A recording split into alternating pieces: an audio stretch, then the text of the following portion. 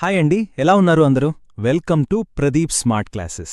ఈరోజు మనం ఈ వీడియోలో లక్ష్మీకాంత్ పాలిటీ బుక్లోని చాప్టర్ 35 సబార్డినేట్ కోర్ట్స్ అంటే అధీన న్యాయస్థానాల గురించి వివరంగా తెలుసుకుందాం. సివిల్ సర్వీసెస్ పరీక్షలకు ప్రిపేర్ అవుతున్న మీ అందరికీ ఈ చాప్టర్ చాలా ముఖ్యమైనది.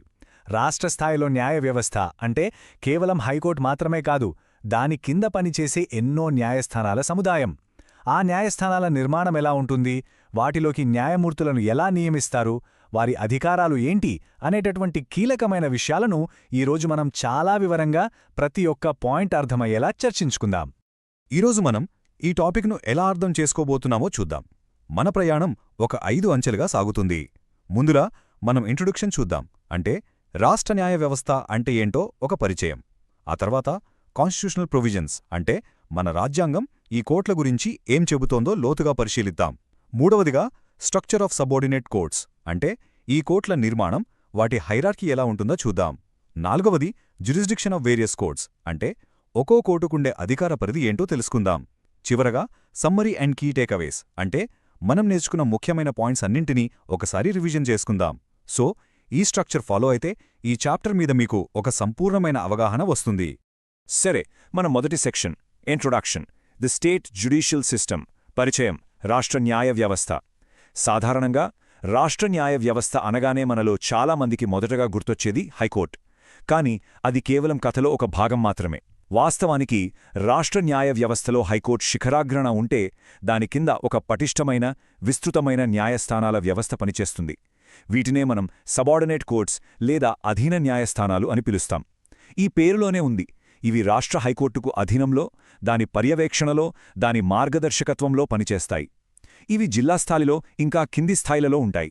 సామాన్య ప్రజలకు న్యాయం అందడంలో ఈ కోర్టులో పాత్ర అత్యంత కీలకం. ఎందుకంటే ప్రజలు తమ సమస్యల కోసం మొదటగా వెళ్లేది ఈ కోర్టులకే. ఇప్పుడు మనం ఈ చాప్టర్లోని అత్యంత కీలకమైన విభాగానికి వచ్చాం. అదే కాన్స్టిట్యూషనల్ ప్రొవిజన్స్ అంటే రాజ్యాంగ నిబంధనలు. ఈ అధీన న్యాయస్థానాల నిర్మాణం, వాటి పనితీరు, న్యాయమూర్తుల నియామకం ఇవన్నీ కేవలం ఒక సాధారణ చట్టం ద్వారా నిర్దేశించబడలేదు. సాక్షాత్తూ మన భారత రాజ్యాంగమే వీటికొక పటిష్టమైన పునాదిని వేసింది.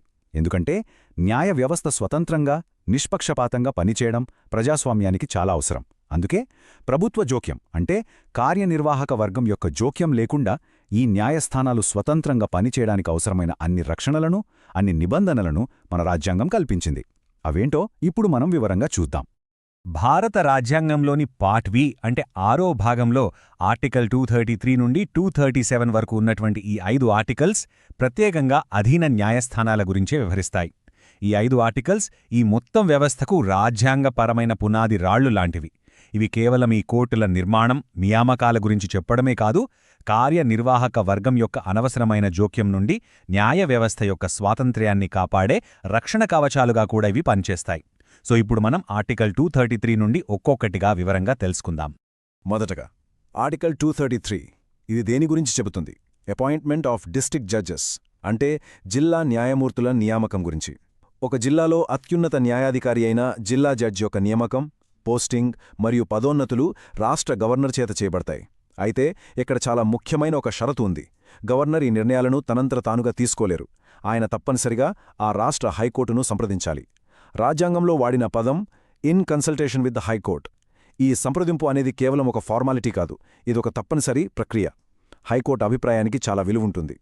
నియామక ప్రక్రియలో ఎలాంటి రాజకీయ జోక్యం ఉండకూడదు. కేవలం మెరిట్ ఆధారంగానే నియామకాలు జరగాలి అనే ఉద్దేశంతోనే రాజ్యాంగ నిర్మాతలు ఈ నిబంధనను పెట్టారు. ఇది న్యాయ వ్యవస్థ స్వతంత్రతను కాపాడే ఒక శక్తివంతమైన రక్షణ. మరి జిల్లా న్యాయమూర్తిగా నియమితులు కావాలంటే ఉండాల్సిన అర్హతలేంటి? Qualifications for a district judge. Article 233 దీని గురించి 3 స్పష్టమైన షరతులను నిర్దేశిస్తుంది. మొదటిది, ఆ వ్యక్తి అప్పటికే కేంద్ర ప్రభుత్వ లేదా రాష్ట్ర ప్రభుత్వ సేవలో ఉండకూడదు, ఎందుకంటే వారు నిష్పక్షపాతంగా ఉండాలి. రెండవది చాలా ముఖ్యమైనది, వారికి కనీసం 7 సంవత్సరాలు అడ్వకేట్గా గానీ ప్లీడర్గా గానీ ప్రాక్టీస్ చేసిన అనుభవం ఉండాలి. అంటే వారికి చట్టం మీద, కోర్టు కార్యవాహి మీద మంచి పట్టు ఉండాలి. ఇక మూడవ అత్యంత కీలకమైన అర్హత, నియామకం కోసం హైకోర్టు ఆ వ్యక్తి పేరును సిఫారసు చేసి ఉండాలి. అంటే గవర్నర్ ఎవరిని పడితే వారిని నియమించడానికి వీల్లేదు.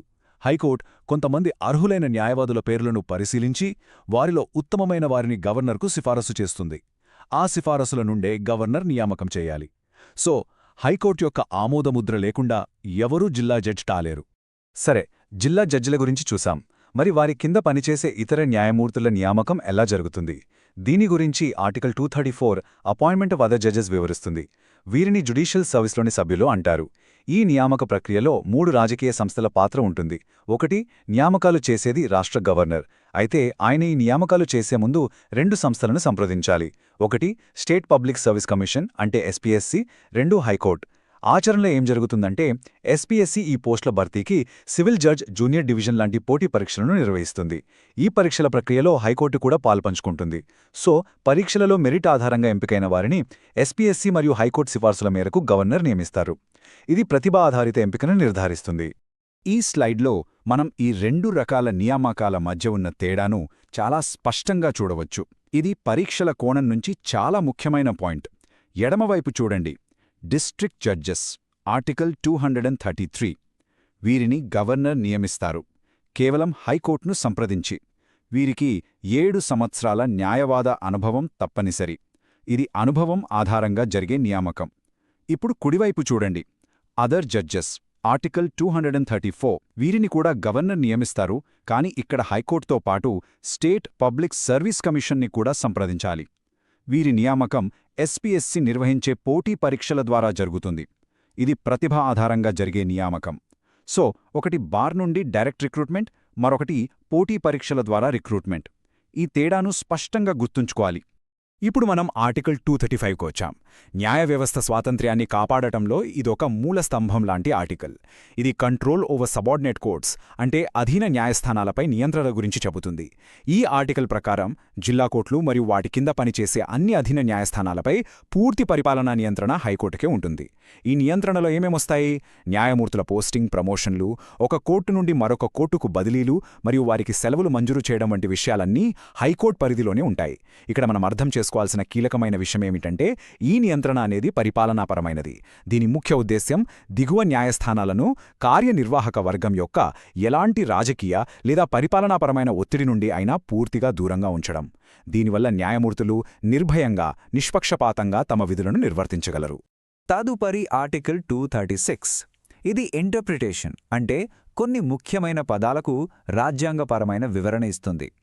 రాజ్యాంగంలోని పదాలకు చాలా నిర్దిష్టమైన అర్థాలుంటాయి. వాటిని మనం సరిగ్గా అర్థం చేసుకోవాలి. ముఖ్యంగా డిస్ట్రిక్ట్ జడ్జ్ లేదా జిల్లా న్యాయమూర్తి అనే పదం యొక్క పరిధిని ఈ ఆర్టికల్ స్పష్టం చేస్తుంది. మనం సాధారణంగా జిల్లా జడ్జ్ అంటే ఒకే ఒక పోస్ట్ అనుకుంటాం, కానీ రాజ్యాంగం ప్రకారం దాని పరిధి చాలా విస్తృతమైనది.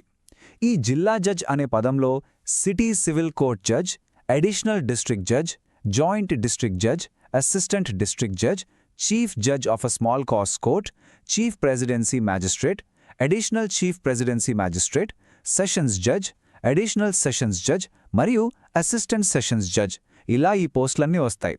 అంటే జిల్లా స్థాయిలో ఒకే విధమైన సీనియారిటీ మరియు అధికారాలు కలిగిన వివిధ న్యాయపరమైన పోస్టులన్నిటినీ రాజ్యాంగం జిల్లా జడ్జ్ అనే ఒకే గొడుగు కిందకు తెచ్చింది.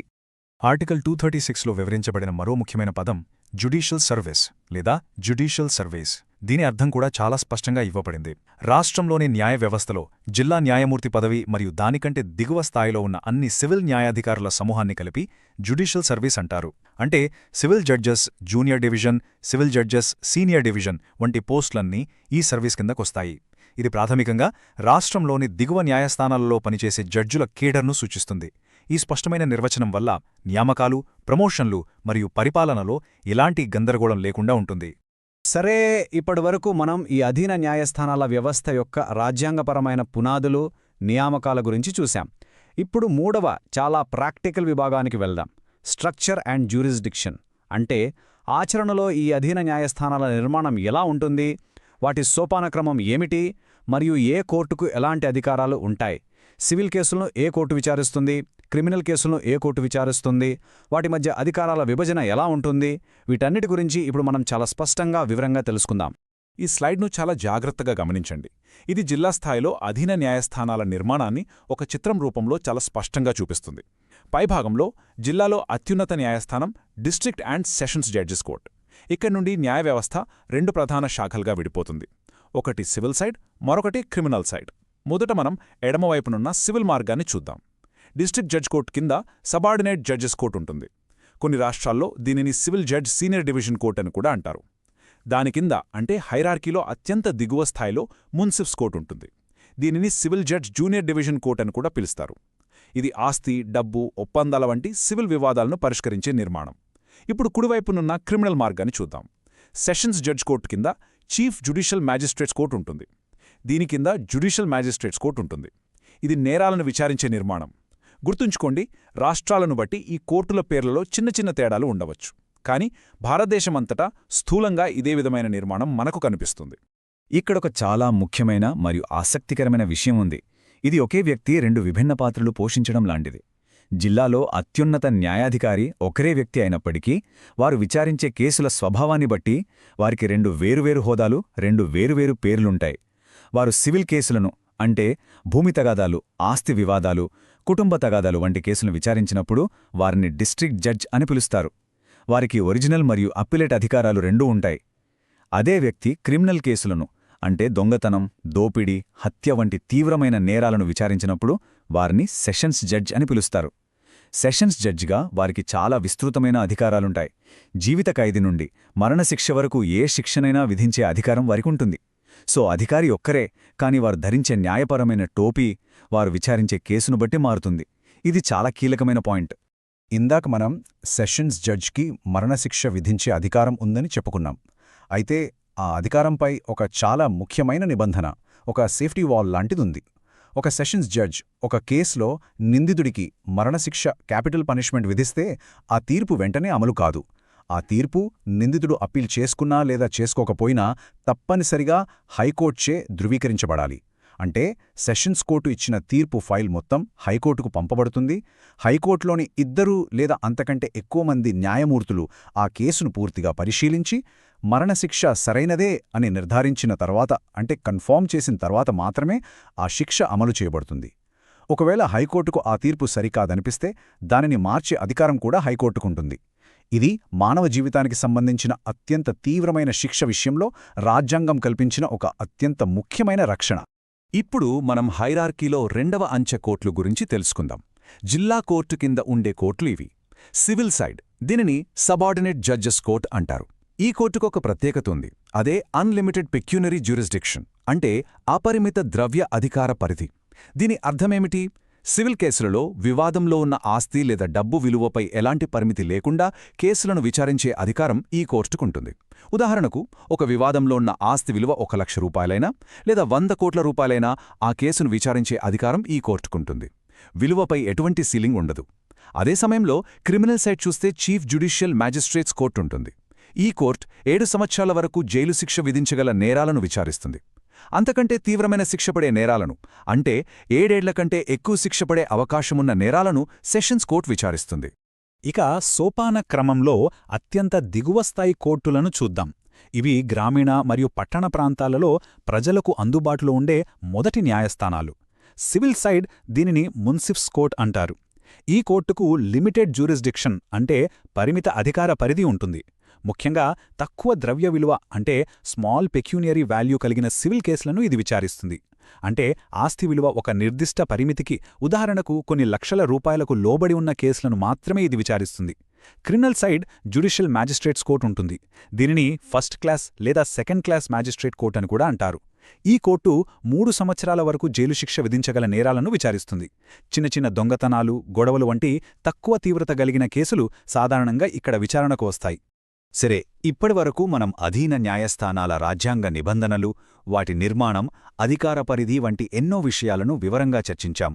ఇప్పుడు మన చివరి విభాగానికి వచ్చాం, సమ్మరీ అండ్ కీ టేకవేస్.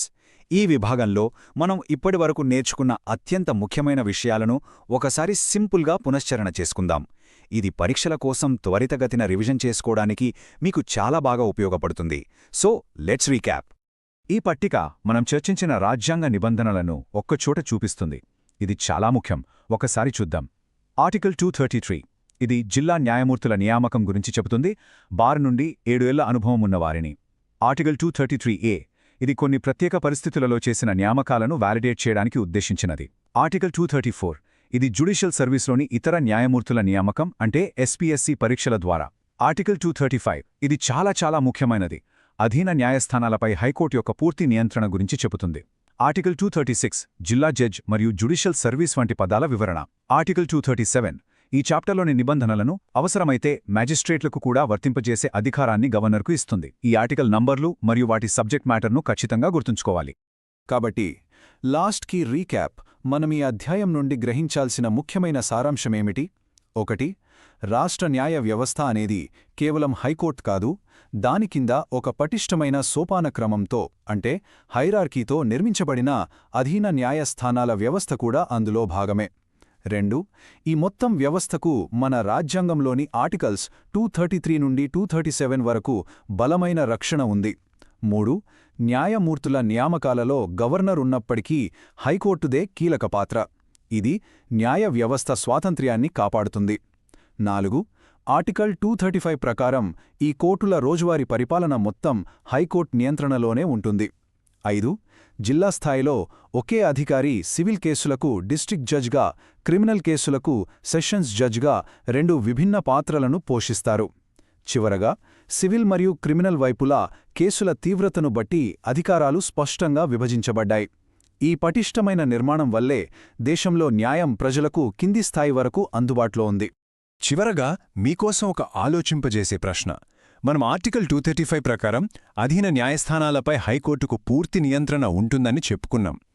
ఇది ఒకవైపు న్యాయమూర్తులు ఎలాంటి ఒత్తిడి లేకుండా స్వతంత్రంగా పనిచేయడానికి సహాయపడుతుంది. అదే సమయంలో వారు తమ విధులను సరిగ్గా నిర్వర్తించేలా, ప్రజలకు జవాబుదారీగా ఉండేలా కూడా చూస్తుంది. సో నా ప్రశ్న ఏమిటంటే, ఈ హైకోర్టు నియంత్రణ అనేది ఒకవైపు జ్యుడిషియల్ ఇండిపెండెన్స్ అంటే న్యాయ స్వాతంత్ర్యం, మరోవైపు అకౌంటబిలిటీ అంటే జవాబుదారీతనం అనే ఈ 2 కీలకమైన సూత్రాలను ఎలా సమతుల్యం చేస్తుంది? దీని గురించి ఆలోచించండి. ఇది భారత న్యాయ వ్యవస్థ యొక్క అద్భుతమైన నిర్మాణంపై మీకు మరింత లోతైన అవగాహనను ఇస్తుంది. ఈ వీడియో మీకు ఉపయోగపడితే లైక్ చేయండి. ప్రదీప్ స్మార్ట్ క్లాసెస్ యూట్యూబ్ ఛానల్ను సబ్స్క్రైబ్ చేయండి. బెల్ ఐకాన్ నొక్కండి. ఈ వీడియోను మీ ఫ్రెండ్స్తో అండ్ ఫ్యామిలీ మెంబర్స్తో షేర్ చేయండి. ధన్యవాదాలు. Thank you.